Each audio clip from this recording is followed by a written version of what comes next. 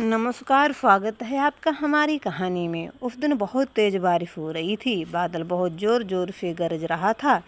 बेहद तेज़ मूसलाधार बारिश से पूरा देहरादून शहर भीग रहा था और एक घर से बाहर तेज तेज चिल्लाने की आवाज़ें आ रही थीं।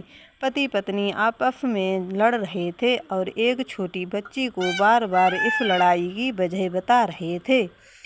वो एक 3 साल की बच्ची थी जिससे बार बार वो मनहूस बोल रहे थे और एक कोने में सिमटी हुई दोनों की लड़ाई को सुन रही थी।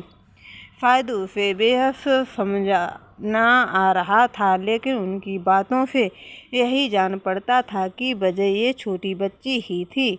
उसने अपने कानों पे दोनों हाथ रख लिए थे और कोने में खड़ी फिसक रही थी और बीच बीच में उसके मुंह से माँ निकल रहा था, शायद इस उम्मीद से कि शायद उसकी माँ उसको गोदी ले ले और उसको प्यार करे। लेकिन ऐसा कुछ नहीं हुआ। उन दोनों की लड़ाई और बढ़ती जा रही थी।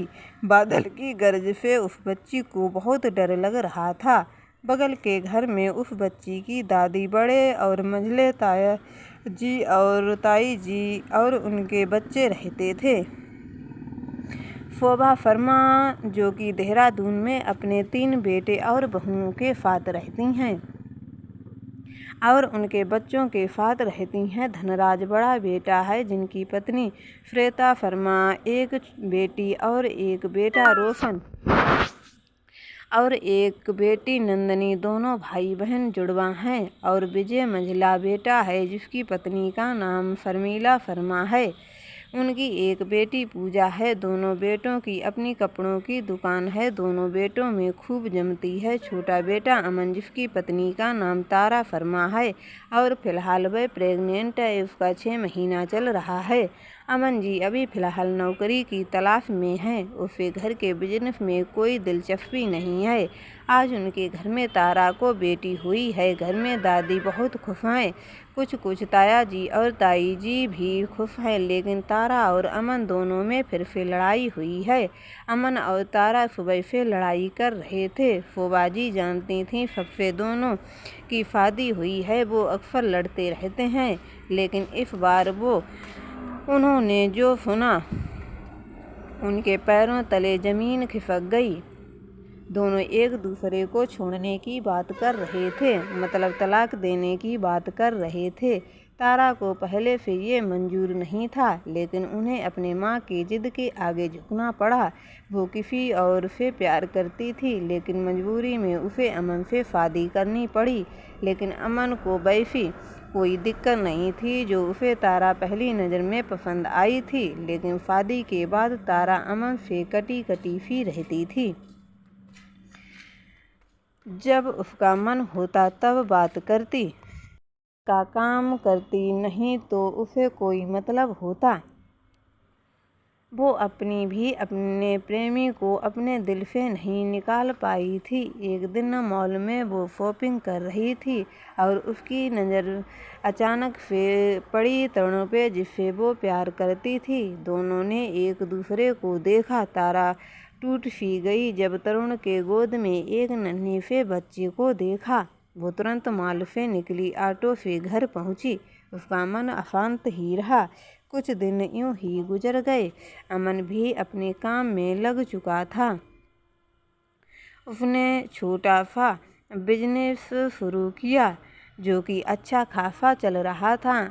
अब अमन ने खुद को एक छोटा सा घर बनवा लिया जिसमें वो आराम से रह सके। वैसे भी उसे और तारा को अपने माँ और भाई भाभीयों के साथ रहना अच्छा नहीं लगता था। अब वो अपने घर में आराम से रहते थे। आज सुबह सुबह तारा जल्दी उठ गई। उसकी तबीयत आज थोड़ी खराब लग रही थी। अमन सुबह नाश्ता किया और ऑफिस के लिए निकल लिया। तारा उसे आवाज़ लगाती रह गई, लेकिन वो फ़ोन पे बातों में इतना मगन था कि उसे कुछ सुनाई नहीं दिया। रात को जब देर रात घर पहुंचा, उसने देखा कमरे की लाइट ऑफ करके तारा बैठी है। अमन को थोड़ा अजीब लगा क्योंकि तारा को अंधेरे से डर लगता है। फिर ऐसी कौन सी बात हो गई, अमन बार बार पूछता रहा, लेकिन तारा एकदम चुपचाप आंसू बहाती रही। कुछ देर बाद फूफाजी खाना और मिठाई लेकर आ गईं और अमन को गले लगाकर बधाई दी। उन्होंने बताया, बेटा तुम जब ऑफिस चले गए, मैं कुछ काम से बहू के पास आई थी, लेकिन वो बेहोश पड़ी थी। जैसे तैसे करके तारा को डॉक्टर के पास लेकर गई तो पता चला वो माँ बनने वाली है और ये पगली तब से रोए जा रही है। अब जा उसको संभाल, मैं चलती हूँ। और हाँ बेटा, बहू को ये दवाइयाँ और खिला देना, तुम भी खा लेना। मैं चलती हूँ, बहू का ध्यान रखना। गुड नाइट बेटा।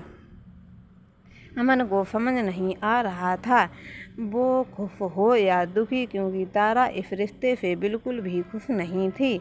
वो भारी मन से कमरे की ओर बढ़ गया। तारा अब भी रो रही थी। अमन खाने की प्लेट लेकर तारा की ओर बढ़ा दिया, लेकिन उसका वही ढंग रहा, बल्कि और जोर जोर से रोने लगी। अमन ने गुस्से से तारा का हाथ पकड़ा और जोर से चिल्लाकर, क्या चाहती हो? तुम्हें तमाशा कर रही हो, बोलो। अब तारा को भी बहुत गुस्सा आया। वो भी चिल्ला उठी, तो क्या करूं? अपनी बर्बादी की खुशियां मनाऊं?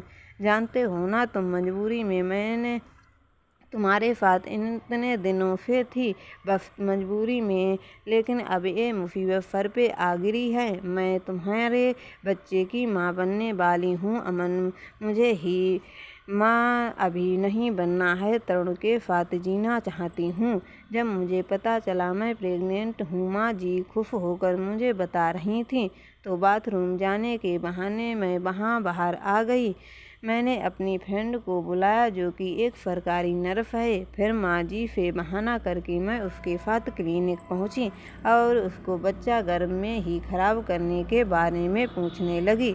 उसने जब मेरी रिपोर्ट देखी, पहले उसने मुझे घूरा और पता है क्या कहा, इतने दिनों से कहाँ थी तुम? बच्चा पूरा 4 महीने का हो चुका है, अब कुछ नहीं हो सकता। अगर तुम इसे गर्भपात करवाती हो तो तुम्हारी जान जा सकती है। बोलो अमन, मैं अब क्या करूं? इस मुसीबत से क्या करूं? हमने पहले ही फैसला किया था, जब तक हम साथ हैं बच्चा नहीं होगा। तुम्हें पता है तरुण मुझसे अब भी प्यार करता है। अमन ने तारा को तिरछी नज़र से घूरा। भाट, लेकिन तुम बोल रही हो वो शादीशुदा है, उसका एक बच्चा भी है। अब तारा की बारी थी। हम मुझे भी ऐसा ही लगा जब मैंने मॉल में उसे देखा तो, लेकिन उसने मुझे कॉल किया एक दिन, फिर मैंने पूछा, उसने बताया वो बच्चा उसकी भाभी का है और वो शॉपिंग के रही थी, इसीलिए वो उसे गोद में घुमा रहा था। अब भी वो मुझसे प्यार करता है, मेरा इंतज़ार कर रहा है और मैं भी उसके साथ अपनी पूरी ज़िंदगी बिताना चाहती हूँ। लेकिन अब ये बच्चा, इसका क्या करूँ मैं? अमन अब पूरी तरह सदमे में था। वो उठा, चुपचाप कमरे में चला गया। सुबह तारा फ़ोन पे बात कर रही थी। अमन ने अपने लिए कॉफ़ी बनाई और बालकनी में आकर पीने लगा। गहरी सोच में डूबा देख तारा ने पूछा, क्या सोचा है? अमन ने पूछा, किस बारे में? तारा ने अमन को गुस्से से घूरा, मतलब इतने घटिया इंसान कैसे हो सकते हो तुम? अमन ने मुस्कुराकर देखा और बोल पड़ा, मैं कैसे मान लूँ कि ये बच्चा मेरा है? अब चौंकने की बारी तारा की थी। वो मुंह फाड़े अमन को देखती रह गई। मतलब तुम क्या कहना चाहते हो? यही कि बच्चा तरुण का है भी हो सकता है? पागल हो क्या? हमारे बीच ऐसा कुछ नहीं हुआ और मैं कैसे मान लूँ? तुम्हें मानना होगा, वरना हमें डीएनए का सहारा लेना होगा। अमन, हम सही है तो सुनो, मेरी तरुण से बात हो गई है। 3 साल के लिए लॉस एंजिल्स जा रहा है बिजनेस के लिए। उसका बिजनेस सेट हो जाएगा तो हम शादी कर लेंगे, तब तक वो बीच बीच में आकर मुझसे मिलता रहेगा, लेकिन मैं इस बच्चे को जन्म देने के बाद मेरा इससे कोई लेना देना नहीं होगा। मैं एक नौकर रख लूँगी जो इसको रखे, बस 3 साल तक, उसके बाद हम अलग रहेंगे। अमन उसकी बातें गौर से सुन रहा था। उसे समझ नहीं आ रहा था कि क्या करे। वो तैयार होकर ऑफिस के लिए निकल गया। थोड़ी देर में दरवाजे की घंटी बजी। तारा ने दरवाज़ा खोला। सामने शोभा जी और तारा जी की दोनों जिठानियाँ खड़ी थीं। उन्होंने बधाई दी, लेकिन तारा ने कुछ नहीं कहा, बस खामोश रही। क्या हुआ तारा, हमसे नाराज़ हो क्या? बड़ी जेठानी ने कहा। तारा चुपचाप उन्हें देखती रही। शोभा जी समझ रही थीं कि उसे क्या हुआ है, लेकिन तारा की इस आदत से सब वाकिफ थे, क्योंकि वो ऐसी ही थी, बेमन से। आखिर उसने सबको अंदर आने को कहा। शोभा जी अपने साथ लाया हुआ डब्बा उसकी ओर बढ़ाकर खाने को कहा, अपना ख्याल रखने को कहा, और वहाँ से तीनों चल दी। तारा ने डब्बा साइड में रखा और पिज्ज़ा ऑर्डर किया और नहाने चली गई। ऐसे ही दिन गुजरते गए, लेकिन उसकी आदतों पे कोई असर नहीं। उसे पेट में पलने वाले बच्चे की कदर नहीं थी। उसे बस ये बच्चे को जन्म देकर अमन को सौंपना था, और ये 3 साल गुजरने थे अमन के साथ। कुछ महीने बाद आज तारा ने एक सुंदर सी प्यारी बच्ची को जन्म दिया। सब लोग खुश थे, तारा और अमन को छोड़कर। शोभा जी सब समझती हैं कोई बात है, लेकिन ऐसी कौन सी बात है जो अपने बच्चे के पैदा होने पर भी दुख हो। उन्होंने मन में सोचा, भाई ये जाने क्या माजरा है, ये तो कुछ बताते नहीं। थोड़ी देर में तारा को होश आया। नर्स बच्चे को लेकर माँ का दूध पिलाने के बारे में बता कर चली गई। शोभा जी बच्ची को गोद में लेकर तारा को देने लगी तो उसने ये कहकर टाल दिया कि वो अभी कमज़ोर है, दूध नहीं पिला सकती। शोभा जी को अजीब लगा, क्योंकि उसने बच्चे को एक नज़र भी देखा नहीं। धीरे धीरे समय बीता, लेकिन तारा और अमन दोनों को बच्चे से कोई मतलब नहीं था। बस उन्होंने एक आया रख दिया जो बच्चे की देखभाल करती, लेकिन शोभा जी बच्चे को बेहद प्यार करती थीं। वो ज़्यादातर बच्चे को संभालती रखती, उन्हें बेहद प्यार था अपनी पोती से। अमन रात को घर देर से लौटता। तारा का भी वही हाल था। उसने भी जॉब ज्वाइन कर लिया था। वो भी इसी बहाने बच्चे से दूर रहती। शोभा जी को एक दिन आना की आहट जोर जोर से आवाज़ आने सुनाई दे रही थी। वो पूजा कर रही थीं। बार बार उनका ध्यान उसके रोने पर जा रहा था। जब उन्होंने जाकर देखा, दामी जो कि अहाना को संभालती थी बैठकर टीवी देख रही थी, और अहाना जोर जोर से रोए जा रही थी। उन्होंने अहाना को गोद में लेकर उसको खूब फटकार लगाया और सबको जाने को कहा। उस देर में तारा आ गई। उसने जब सुना दामिनी काम छोड़कर चली गई, वो आग बबूला हो गई और जाकर शोभा जी को खूब सुनाया और पैर पटकते हुए चली गई। अहाना को सुलाकर वो बालकनी में आ गई। उनके दिमाग में बार बार तारा की वो बातें घूम रही थी। आखिर कोई माँ इतनी निर्दयी कैसे हो सकती है? उसे अपने बच्चे की कोई फिक्र नहीं थी। अमन को अहाना की कोई फिक्र। आखिर इसके पीछे की क्या वजह थी, वो समझ नहीं पा रही थी। आखिर में उन्होंने निश्चय किया, कल वो जरूर कोई निष्कर्ष निकालेगी। सुबह तारा ने दरवाज़ा खोला। सामने शोभा जी को देखकर अजीब सा मुँह बनाया। वो उसकी हरकतों से वाकिफ थी, इसीलिए उन्हें कोई आश्चर्य नहीं हुआ। उन्होंने सीधा मुद्दे पर आने का सोचा। तो क्या चाहते हो तुम दोनों, मुझे बताओगे? तुम्हारी बच्ची है, नालायकों, क्यों कर रहे हो तुम? ये तुम्हारी ही बेटी है। इस बार तारा की बारी। उसने कहा, हाँ मेरी ही बेटी है, लेकिन मुझे इससे कोई मतलब नहीं है, क्योंकि ये गलती है मेरी, बहुत बड़ी गलती, उससे ज़्यादा कुछ नहीं, समझी आप? और हाँ प्लीज़ आइंदा से मेरे सामने ऐसे बहस करने से पहले 10 बार सोच लीजिएगा समझी, नहीं तो मुझसे बुरा कोई नहीं होगा। और हाँ अमन, तुम जो अपनी बॉस के साथ रात रात भर पार्टी करते हो ना, वो बता दो माँ जी को। एटलीस्ट वो सिर्फ मुझे ही दोषी ना माने, क्योंकि इसके बाप तो तुम ही हो ना। जब से मेरी लाइफ में ये आई है, ज़िंदगी जहन्नम बन गई है। उफ गॉड, इन लोगों से मेरा पीछा छूटेगा। प्लीज़ अब इस मुसीबत को लेकर आए मुझे नहीं रखना। इसे दामिनी को भी निकाल दिया। मुझे किट्टी पार्टी में शामिल होने जाना, सो प्लीज़ जाइए यहाँ से। फूबाजी हारी हुई वहाँ से अहाना को लेकर लौट गईं।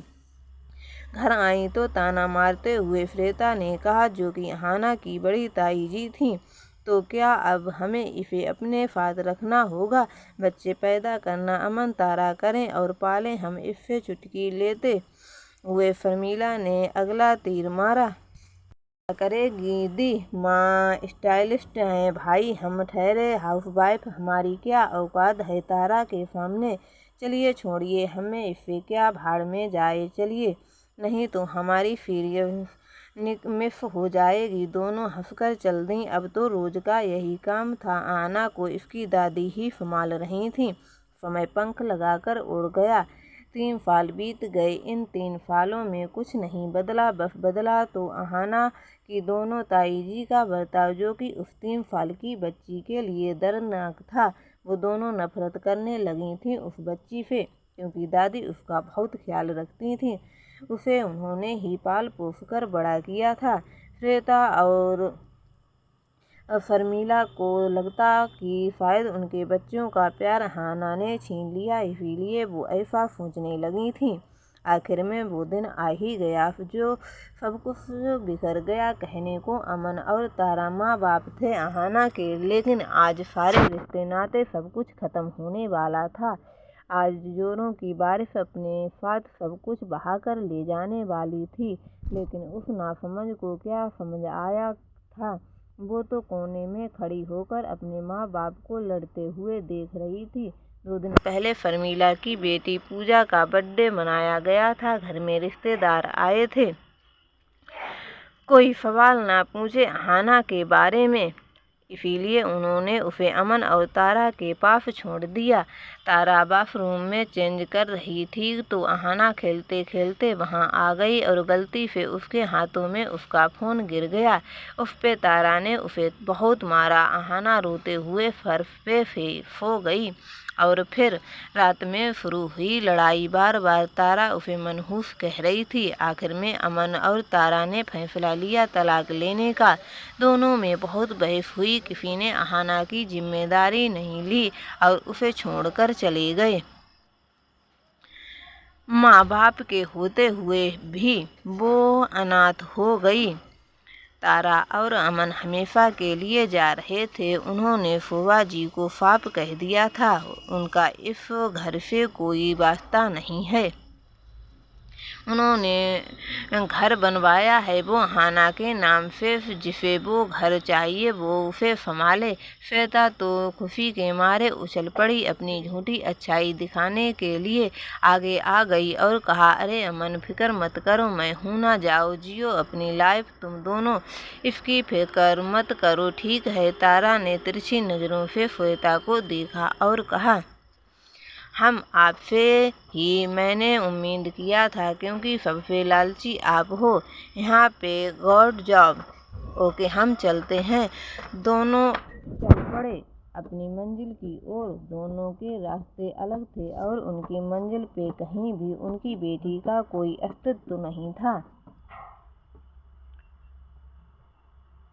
उन्हें खुलकर जीना था। एक 3 साल की बच्ची को छोड़कर, जो कि अपनी मम्मी को छोड़कर बच्ची थी। लोग इतने खुदगर्ज कैसे हो सकते हैं? आज अहाना 17 साल की हो गई।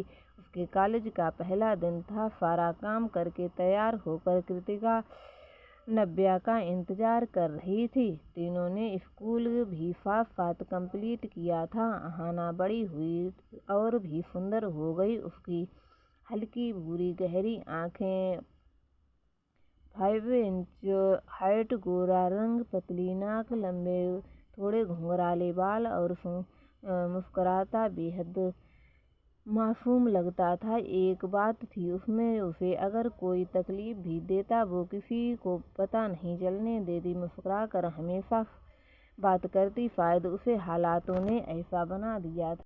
बिन माँ बाप की बच्ची समय से पहले बड़ी हो गई। अहाना ने ब्लू पटियाला सूट पहन रखा था, साथ में बालों को गूंथ कर चोटी बनाया था, आंखों में हल्का काजल और होठों पे लिप लॉक, हाथों में सिल्वर चूड़ियाँ, कान में सोने के छोटे छोटे झुमके पहन रखा था। दरवाजे पे दस्तक हुई और उसने खोला तो सामने 2 लड़कियां दिखीं। पहली लड़की जीन्स और कुर्ती पहना थी, पतली और थोड़ी सांवली लेकिन मासूम और सुंदर, जिसका नाम कृतिका था। लंबी घुंघराले बाल स्टॉप पहने हुए थी। देखकर दोनों ने एक साथ सारी कहा, क्योंकि उन दोनों ने लेट करवा दिया था। अहाना शांत रही। ठीक है बाबा, कोई बात नहीं, अब चलें। पहले ही दिन वो तीनों लेट हो गई थीं। उनके पास कॉलेज पहुंचने के लिए 45 मिनट थे और कॉलेज शहर से थोड़ा बाहर था, 5 किलोमीटर की दूरी थी। अहाना दादी के कमरे में गई और आकर दादी के पैर छुए और आशीर्वाद लिया और बाहर आकर बिना हर्ष किए तीनों पहले ऑटो पकड़ा और कॉलेज निकल दी। कृत्या ने नव्या ताड़ते हुए कहा, देखा ना, लेट और सज धज लेती कल निकलते कॉलेज के लिए। इस पर नव्या ने बेहद गुस्सा आया, लेकिन वो चुप रही। फिर उसने बम फोड़ा, तो क्या तैयार नहीं होती? आखिर भगवान ने इतना क्यूट बनाया है और खूबसूरत बनना काम है मेरा। कृतिका ने उसे घूरा और कहा, अच्छा मैडम, अपने मुंह से खुद की बनाई बाहर क्या बात है। दोनों बात कर रही थीं, लेकिन अहाना बाहर एकटक देख रही थी। आज पहली बार वो घर से बाहर निकली थी इतनी दूर अकेले, वरना ताई जी के दुकान पर, मार्केट, घर के काम से बस यहीं तक सीमित रहती। आज बाहर की हवा अच्छी लग रही थी, उसे महसूस करना चाहती थी। वो दोनों उसे ही देख रही थीं। वो जानती थी कुछ झेला है। अहाना ने, दोनों मुस्कुरा रही थीं। कब कॉलेज आ गया पता ही नहीं चला। पैसे लेकर तीनों उतर गए।